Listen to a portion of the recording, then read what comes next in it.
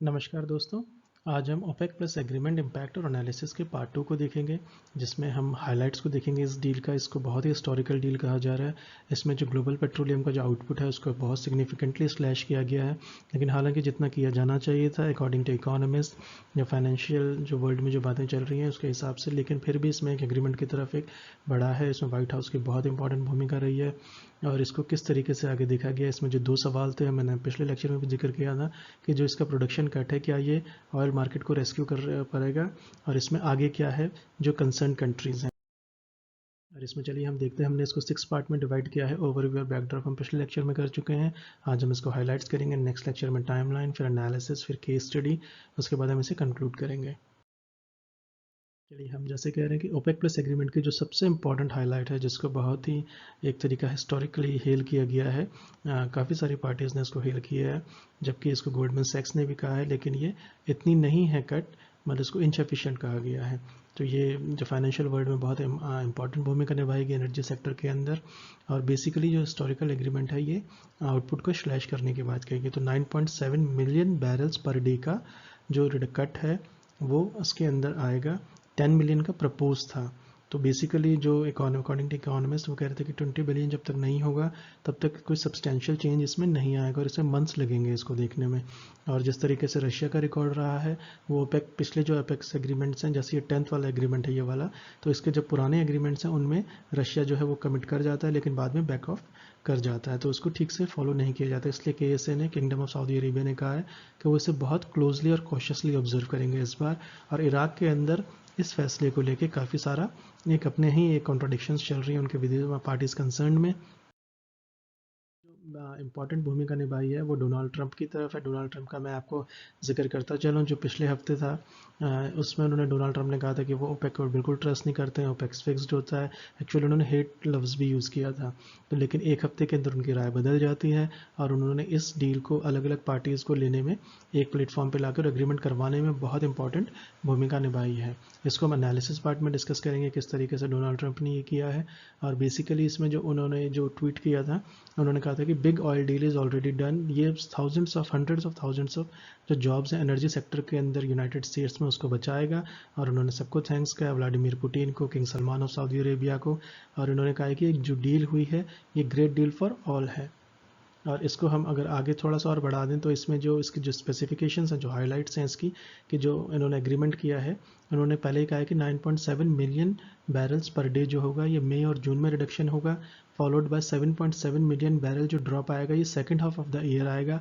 और 5.8 जो आएगा मिलियन बैरल्स पर डे का जो कट होगा ये जनवरी 2021 से होगा अप्रैल 2022 तक। तो ये कैसे कैसे इसमें सऊदी अरेबिया ने कहा है कि वो इसको नेक्स्ट ईयर जो है इसको वापस में इसको अब दोबारा से इस पर एक रिव्यू लेंगे। तो जो इसमें एग्रीमेंट जो गया है ये कोरोना वायरस पेंडेमिक के तहत लिया गया है।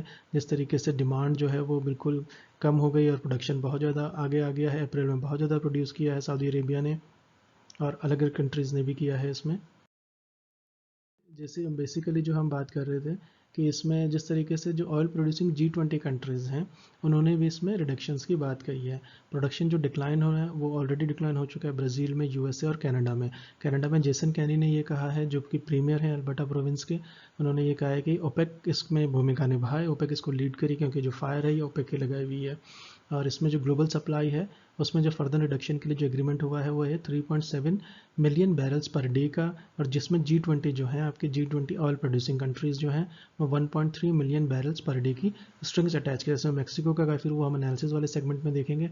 इसमें डोनाल्ड ट्रंप ने मैक्सिको को कैसे राजी किया, कि Mexico was not agreeing actually on this.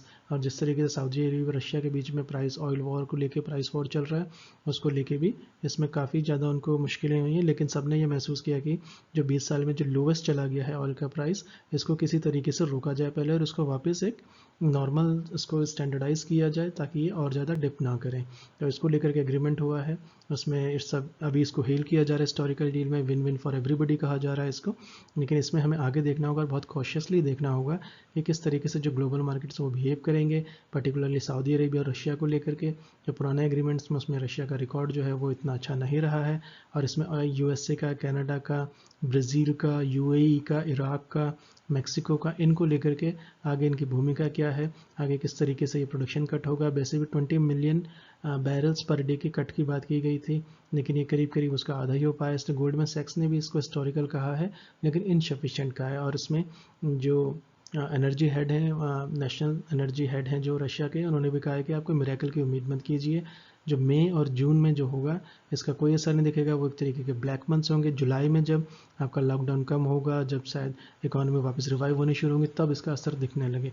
तो कुल मिला के अगर हम इसको हाइलाइट्स के नज़रिए से देखें तो काफ़ी हिस्टोरिकल इसको हेल किया जा रहा है, लेकिन इसके जो रिजल्ट्स दिखने हैं उसके लिए हमें वेट करना पड़ेगा। उसमें देखना पड़ेगा कि इकोनॉमीज किस तरह से बिहेव करती हैं, किस तरीके से ऑयल सेक्टर और एनर्जी सेक्टर आगे शेप अप करता है। बात है कि हम आगे के लेक्चर्स में देखेंगे, एनालिसिस में देखेंगे हम इसको। इसके बाद इसकी टाइमलाइन बहुत इंपॉर्टेंट है, किस तरीके से ये डील बहुत जल्दी में की गई है और इसमें काफ़ी ज़्यादा डिलेबरेशन हुई थी, काफ़ी ज़्यादा बायलेट, जैसे मैंने पहले उसमें जिक्र किया था कि आपका जो मैक्सिको है वो राज़ी नहीं हो रहा था, इसमें और कंट्रीज़ के भी एतराज़ थे।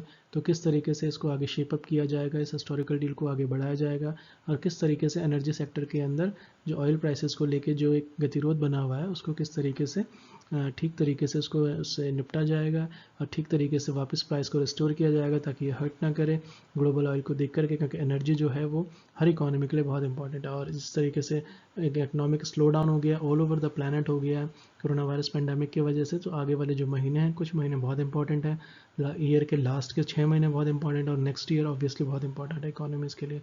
चलिए, thank you so much for listening. Next lecture में मिलते हैं जिसमें हम टाइमलाइन डिस्कस करेंगे। Thank you so much for listening.